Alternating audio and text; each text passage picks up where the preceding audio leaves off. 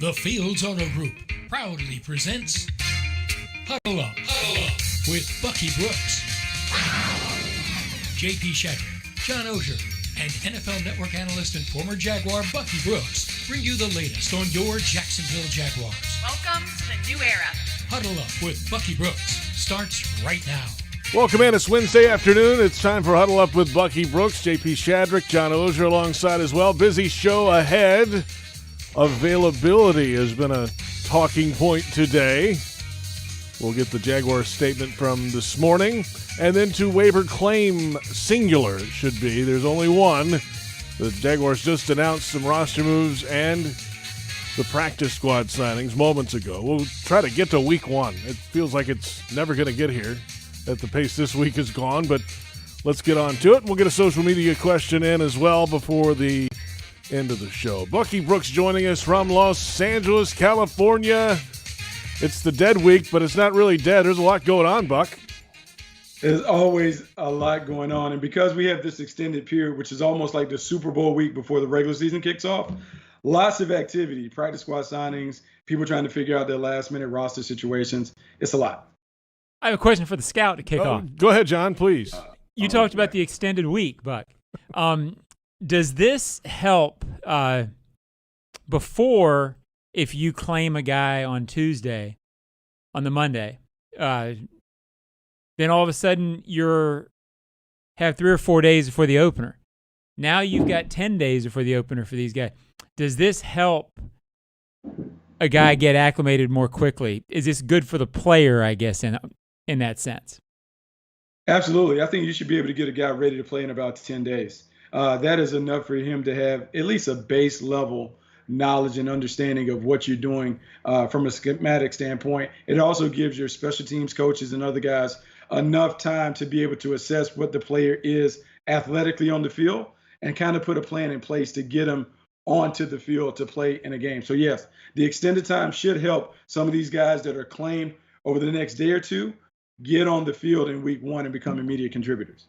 All right, we'll go through the roster moves coming up in just a little bit. Let's start off today, though, with all the talk that happened last night and this morning after Urban Meyer's press conference yesterday. Urban yesterday answered a question about vaccination status playing a role in cutting the roster and said it was a consideration. Some have run with it, saying it was the deciding factor. Not true. The NFLPA said they were opening an investigation. Today, the Jaguars released a statement discussing availability. It's one of the many factors taken into account when making roster decisions. You can read the rest on your screen there. Bucky, this is one where, part of it is it's the vaccination, non-vaccination thing. It's always going to be a point of where people attract their attention, let's say. Another part of it is Urban Meyer was involved in it, I think. Where do you stand on what happened yesterday and this statement from the Jags this morning? Look, I think it's unfortunate that Coach Meyer was trying to be transparent and very honest with the media when he stood before them and answered the question. But I don't think it's out of the realm of possibility to entertain the prospect of vaccinated players versus unvaccinated players when it comes to potential availability due to the league's more stringent protocols when it comes to unvaccinated players. I think when you have these situations and you are a decision maker and you're trying to figure out how to put the best 53 on a roster, you have to weigh all of the factors that will be a part of the player being on the team. And whether we talk about vaccination status or even character, all of those things are part of the equation. I think the bad part is Urban Meyer was very transparent in answering the question, and because of that, he found himself in a little hot water. Of course it was a consideration, JP. It was a consideration in Tampa. It was a consideration in Kansas City. And it wasn't a consideration for the top 40 guys on the roster. But at the end, when you're trying to decide between guys, it wasn't the consideration. They didn't cut or keep a guy because of it. But as he said, it's a punitive thing when guys have to be out for 10 days. You've got to figure out what your roster is. So, I have no idea what the conversations were about individual players. Yeah. But if anybody around the league who knows anything about the decision-making can honestly say that coaches all around the league weren't discussing whether or not a guy might be available because they've just come off a training camp where they've had to deal with these protocols. They've had to deal with guys being out when, okay, for 10 days, even if this guy wasn't sick because of a close contact, because of a rule, of course it was, of course it was a factor for people. Right. It was blown up nationally, and it shouldn't have been. You've seen quotes around the league where other executives throughout the course of the year have said it. So, yes. Yeah, there you go. Let's move on now. The Jaguars today had a few people at the podium. George Warhop was one of those guys and said that the starting offensive line will be ready to go week 1. That's what we had kind of heard over the last week or so. And that's good news up front, Bucky, to have all 5 guys available and ready for week 1 in Houston. Yeah, it's the most important part of the offense is the offensive line. It's the foundation for the house. As much as I can't wait to see Trevor Lawrence throw the ball all over the yard, I also understand that he must be protected. And the best way you can protect him is, 1, have a solid pass protection in front of him. And 2, you have to be able to run the football. In the preseason, the Jaguars were inconsistent in both of those areas. So now with the number 1 offensive line fully back and together, man, you have to be optimistic that the opening day performance against the Texans is going to be up to the standard that we're beginning to expect in Jacksonville. It was interesting, and every offensive line coach I've ever known has done this because it's true, but they always point it out.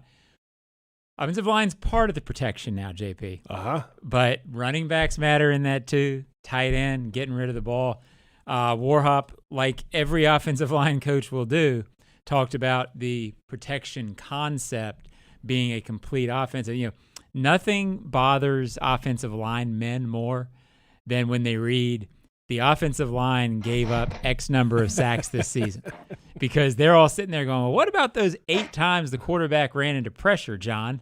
I've heard that before in my career, JP. So, it was, you hear this from offensive line coaches and they're exactly right, but it'll never be perceived that way. But overall, I think it's critically important for this offensive line to be healthy going in.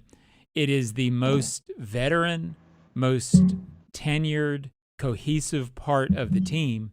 If you look at it, the years of experience on the offensive line dwarf everything else on the team in terms of any position group, and that's by design. They must protect Trevor Lawrence and keep the rookie quarterback healthy. That's job 1 this year, even though it's job 1 on everybody's job 1, but it's sort of the but it's the offensive line, Bucky. It starts with those guys, and we saw the depth a little bit last week in the preseason week 3. Some of those guys had to go out there and play, and Urban actually said, hey, we were thinking about the day before not even playing Trevor. He went out there and did it anyway, and those guys played well in that last preseason game, and that's a good sign moving ahead. Yeah, that is a good sign. It's a great sign. Only 1 starter participated in the game against the Cowboys, but the offense looked terrific. Trevor Lawrence was protected. The ball was in and out of his hands very quickly. He got it to the playmakers. They were able to run the football successfully.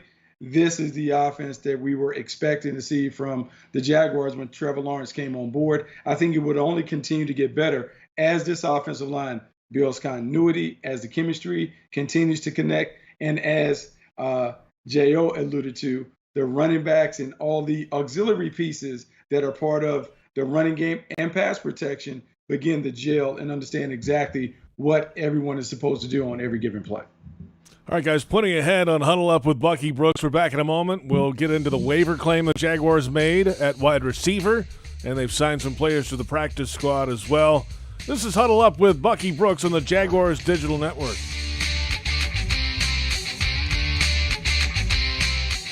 You can step up to luxury now. Hello, I'm Dan Fields. Whatever you're driving, you can step up to luxury now. Plus, get our Fields amenities, which include complimentary loaners, car washes, and our cafes. Make this your year to step up to luxury at Fields Cadillac, Mercedes-Benz, Porsche, Land Rover, Jaguar, and Lexus. When it comes to the ultimate car buying experience, there's only one name that matters: Fields. And Fields matters because you matter. The Fields Auto Group, proud partners of your Jacksonville Jaguars. Your family isn't like anyone else's. Your home shouldn't be either. At Dreamfinders Homes, you can build the home of your dreams in one of their 30-plus communities in Northeast Florida.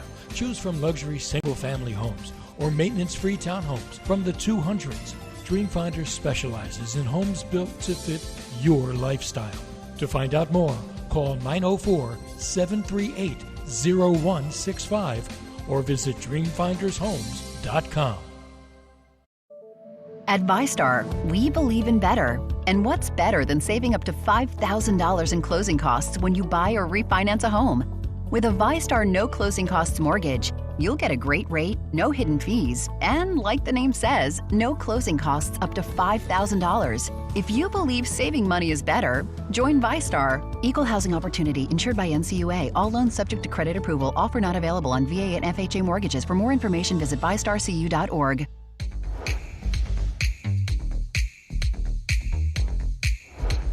That's concern number one for me. You know, we got Dorsett is dinged right now. We brought in Devin Smith, and he goes out there and makes a catch that I haven't seen our guys make. So, but he's also had 2 ACLs. He's an older player, but he gives you the top end of he can knock the top off the coverage. That's my biggest concern, and also 3 running backs with ETN being out. So that's 24/7 conversation as we continue. Head coach Urban Meyer after the game Sunday in Dallas, and welcome back. This is Huddle Up with Bucky Brooks, JP Shadrick, John Oehser alongside as well. And this hour of Huddle Up with Bucky Brooks is brought to you by Fields Cadillac of Jacksonville and Fields Cadillac St. Augustine, members of the Fields Auto Group. Well, that said, the Jaguars have the number one priority in the claim order and waivers, and they used that last night and today, and they have picked up wide receiver Tyron Johnson off waivers from the Los Angeles Chargers, originally undrafted in 2019 out of Oklahoma State by the Texans, a few different practice squads in 2019. And last season, week 4 was elevated, back down the week after that, and then finished the season from week 6 forward on the regular roster in Los Angeles. A waiver claim, and you see his stats there on the screen in front of you, nearly 400 yards, 3 touchdowns. But Bucky, it's all about speed with Tyron Johnson. They have to be faster on the perimeter. Right now, they have a lot of same speed guys, meaning possession receivers, guys that are chain movers, but they don't have any big play threats. And so when you're scouring the waiver wire, you're looking for something that's different than what you currently have. They want someone who can give them a vertical dimension in the passing game. Maybe Tyron Johnson can be a guy that can help them right away. Yeah, I thought Bucky hit the nail on the head right there.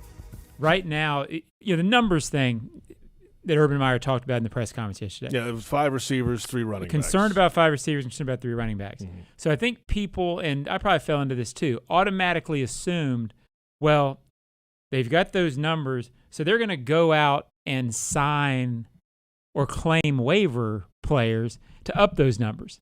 Well, now that they've gotten those guys through, to them, they've got, 17 wide receivers in the practice squad now, JP? What number was that? But they've got 4 or 5. And to Bucky's point, a lot of those guys are sort of the same kind of guy.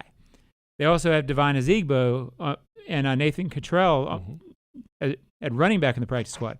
Those guys can be protected. The numbers issue that Meyer was concerned about yesterday has been solved now that those guys are through to the practice squad. They've got their depth there, I think they believe, so there's not that urgency to go out and necessarily sign a player.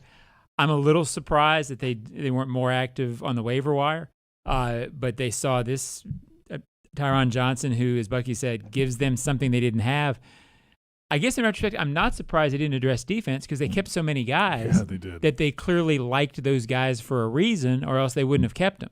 So I don't want to say they're done, but I don't think they're as worried maybe as they were yesterday when those guys were floating out there. Yeah, and the ability to move guys up and down off that squad, Bucky, gives them some flexibility, gives everybody in the league the flexibility another year.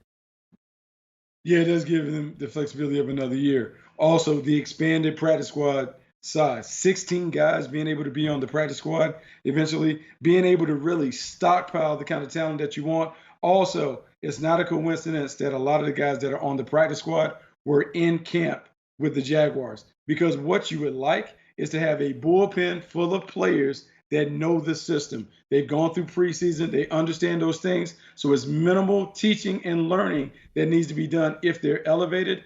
This is all part of a bigger plan when it comes to the team building process, making sure you have enough auxiliary parts to be able to step up at a moment's notice whenever you need it. A cut down day, JP, is really, it's lost some of the luster. And it doesn't have luster for players. I'm talking as fans and media who watch it and they're waiting for that cut down day to come, and it means careers are going to end. Some careers do end, and I'm not being insensitive to that. But the reality is it's not a 53-man roster in the NFL right now. It's about a 60 or 61-man roster because of how many that you can protect. And it's really, as Urban alluded to yesterday, having those 16 spots made those cuts a lot less difficult, because now you've got about, 66, 67 of the guys that you had before.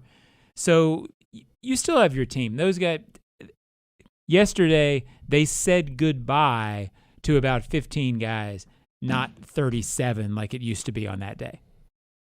The players named to the practice squad officially, 13 players have been signed, and they were either all waived or released by the Jaguars Tuesday. Phillip Dorsett, Devin Smith, Laquan Treadwell, Jeff Cotton Jr., and Josh Hammond are the wide receivers. Defensive tackle Doug Costin, offensive lineman Casey McDermott, Trevor Wallace-Sims, and Badera Traore. Those are the three linemen. And running backs Devon Ozigbo and Nathan Cottrell. And Brandon Rusnak, defensive back, cornerback Lorenzo Burns, and the team has waived Daniel Aquale. So those are the moves today.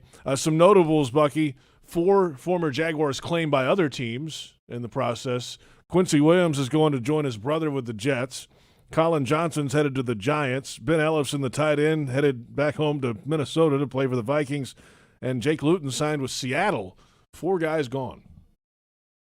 Yeah, 4 guys gone. I think it may speak to the talent that was assembled in Jacksonville. Colin Johnson, we had seen have some moments. The New York Giants certainly need more playmakers on the outside around Saquon Barkley and their young quarterback, Daniel Jones. And then when you think about Quincy Williams going to the Jets, you would like to see some of those guys get signed, because what it does is, as a team builder, you've done a great job if after cut down day, teams are plucking up some of the guys that you have dismissed. It means that you did a great job of assembling a very competitive training camp. You have the right kind of guys, not only in terms of look, height, weight, size, speed, but also in playing ability that can make it in this league. I think it's a positive sign, even though those players are no longer on the Jacksonville Jaguars roster.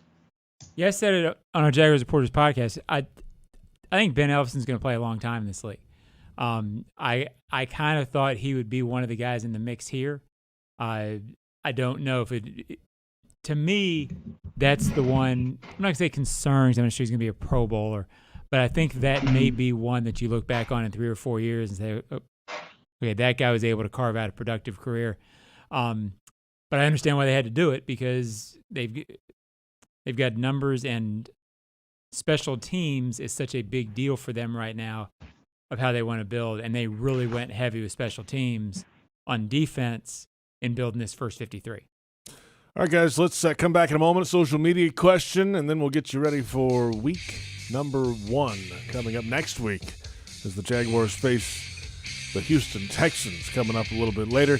Hey, busy schedule at Daly's Place coming up. Chris Tomlin, Carrie Joe, Bethel Music Tour September 3rd, Rod Wave September 9th, Sam Hunt September 10th, Trippie Redd on the 18th. Santana's coming up on the 21st as well. Tickets at dailysplace.com.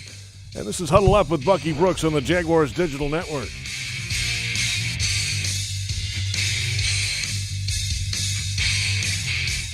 You can step up to luxury now.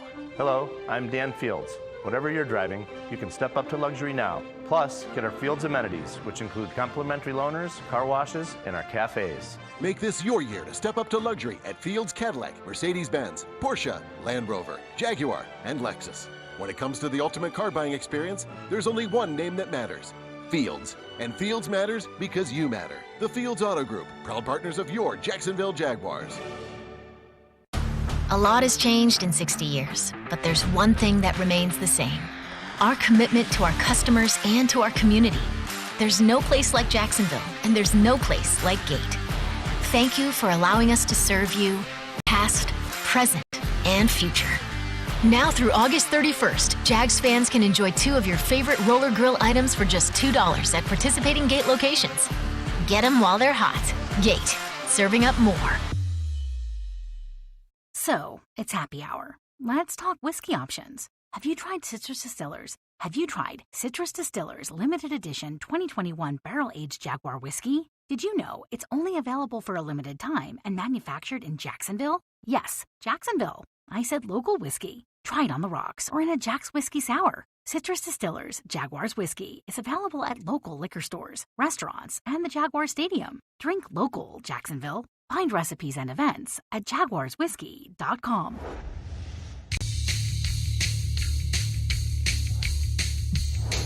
There was 8 that we felt comfortable with. That was, I think, all 8 will play in the NFL.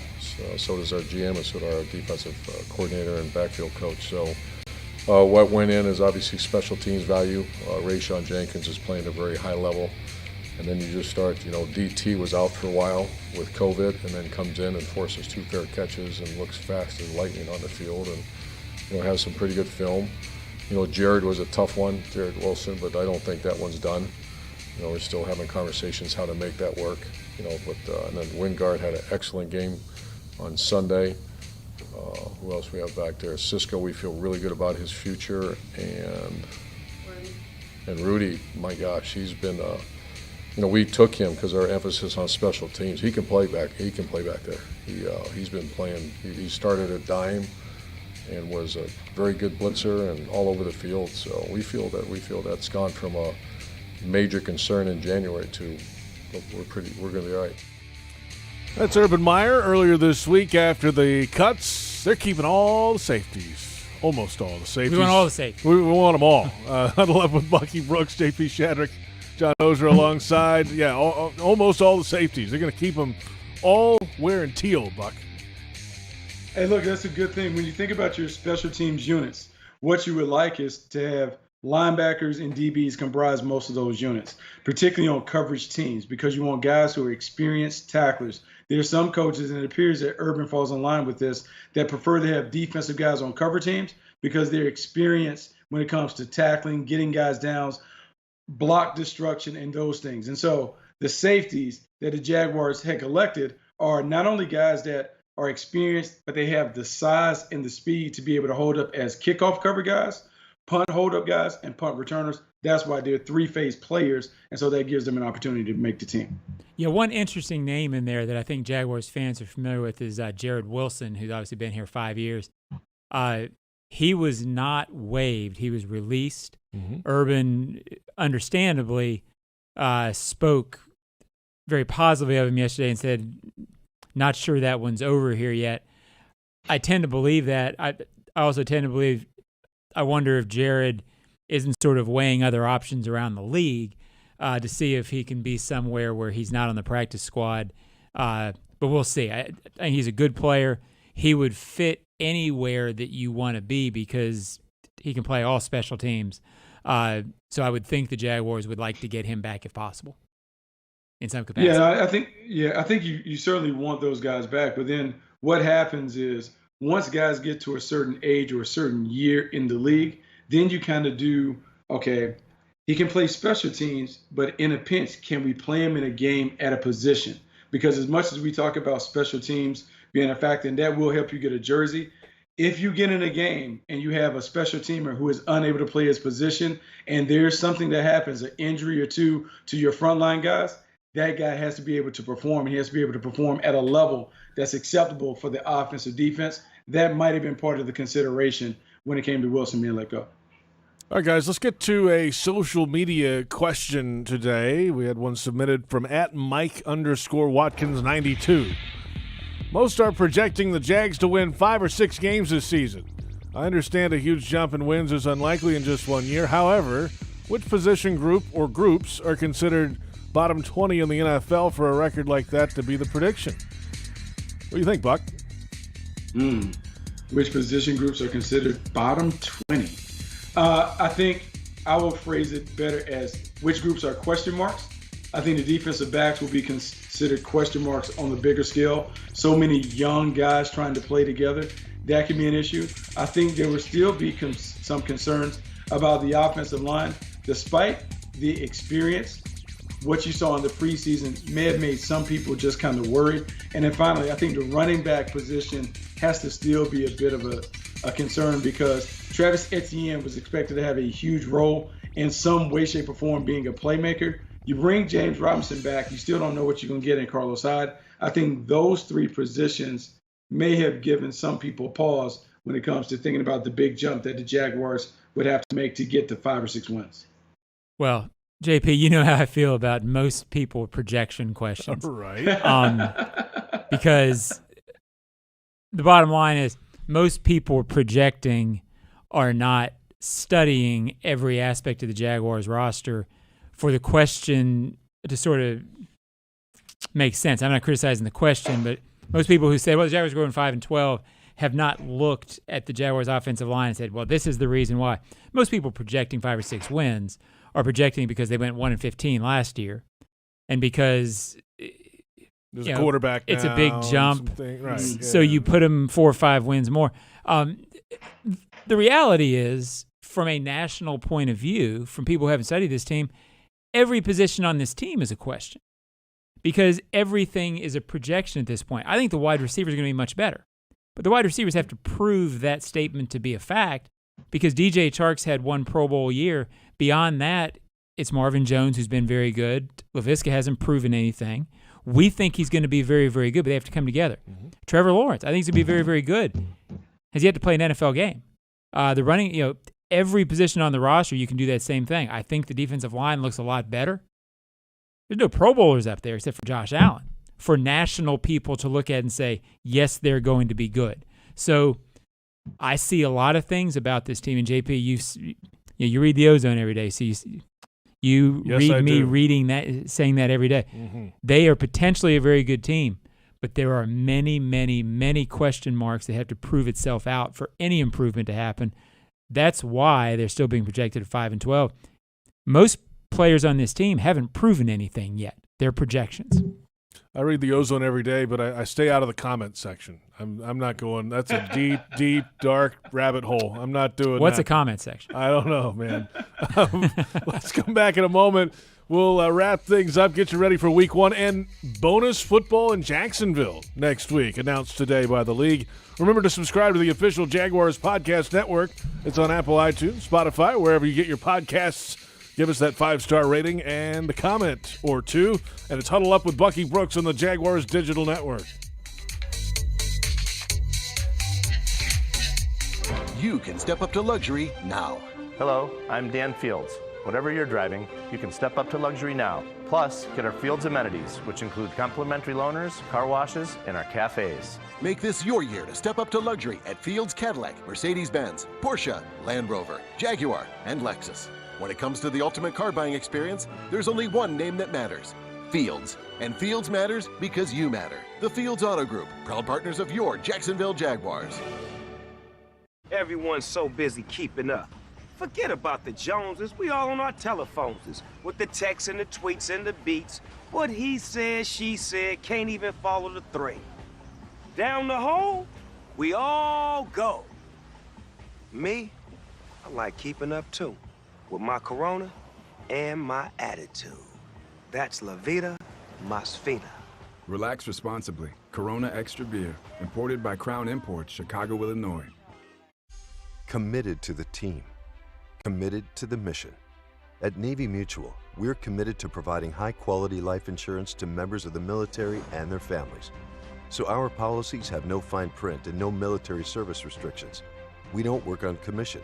We're nonprofit, so we pass the savings along to our members. Because at Navy Mutual, our highest commitment is to you. Visit NavyMutual.org. Navy Mutual, insuring those who serve.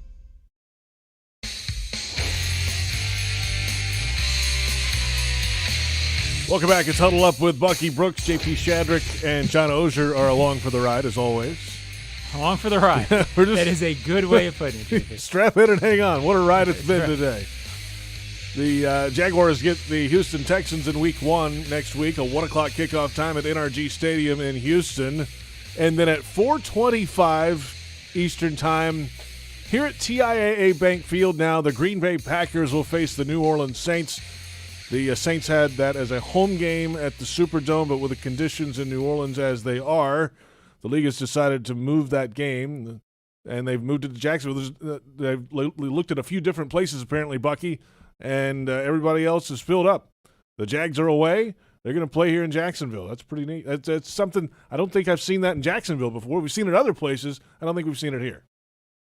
No, that's a real random occurrence to have the New Orleans Saints playing at the Jaguars' home stadium. But it's a great experience for everyone there because you get a chance to see different ball. It's one thing to go to the stadium and to see the Jaguars. It's another thing to see how another team does it. I'm sure they're going to want to fill it up. So it should be an exciting time for fans to just check out football. Look, if I was in Duval, I'll be there. I'll check it out because I always love to watch NFL games. You'll probably check it out, right, JP? Well, we'll be Bucky. You and I will be answering phone calls in about the second quarter of that game in the post-game radio show. Oh man, double decker. So what I do is I have the Saints game on one screen while I'm sitting there. Saqib and some of the other guys that are calling in after the Jaguars win. It should be a lot of fun. How about that? I like that. And then 100 feet behind us, behind this wall, they'll be playing on the field right here, which is the oddest thing ever. But and I'll have no idea about any of it because you'll be on a plane at some point that night coming back home. So that's coming up next week. It feels like, well, the players are here on the field today. They're on the field tomorrow, and then they're off Friday, Saturday, Sunday, and then they're back to work Monday. And here we go. I think this week Bucky's going to just crawl by, and then here we go. Next week is finally going to be here. Yeah, next week is finally going to be here. But I think it's one of those things where you can get excited about what is to come because once the regular season kicks off, it is on. And this weekend, with college football kicking off, it is like a run of Saturday and Sundays of watching football all the time. Fun time for us. It absolutely is. Absolutely is. John's fired up too. It'll be here before you know it. But this is, the NFL. As you know, JP, you've been doing it 7, 8, 9 years now. This is number 10, John, but that's okay. Or 10. Thank you. Yeah. Or 10. But who's counting? It is such a routine league because of the week-to-week nature of it. It's unique among sports like that. So as a result, you get into your routine when you've been doing it a while. All of a sudden, this is a new routine. This is the first time where that routine has changed. And it does create a huge lull period between about last, Sunday and next Monday or Tuesday we really get going. But the benefit, as I asked Bucky on the top, I think it will be a very good thing for players who are switching teams in the future. That always seemed like a weird thing to me. Such chaos for a lot of players on Monday and Tuesday of that week switching teams. Now they'll be able to get to a new team, a new city, and be more acclimated. So I think it'll be a positive in that sense, even if it does make this week drag a little bit for those of us observing. And the minor injuries that guys might have, a hamstring tweak or something like that. You get an extra week off, Bucky, that can maybe have some more guys available, like the offensive line for the Jaguars, right? I mean, that extra week's going to come in handy. Yeah, an extra week will come in handy. If you think about it this way, JP, it's been a long grind for the players. And so you think about the offseason program, you had a break, then you went to training camp. Training camp was fast and furious. You had 3 preseason games. This is actually a great time to reset. And with the Jaguars kind of being at the forefront of what we call sports performance and doing all those things, I can't wait to see how they try and utilize the time off to their advantage because rest, recovery, trying to make sure that the players are kind of peaking when the season starts. That has to be the priority. You want to get everybody to game day feeling at their best. I think this week, this 10-day off period, gives the Jaguars a chance to do that. Bucky, great stuff as always. We will catch you again next Wednesday when it's week 1 for real. We'll see you guys. All right, Bucky Brooks out of here. John Oehser, Joe Fortunato, Brent Reber. For our entire crew, I'm JP Shadrick. We'll catch you next time on a Wednesday. Huddle Up with Bucky Brooks.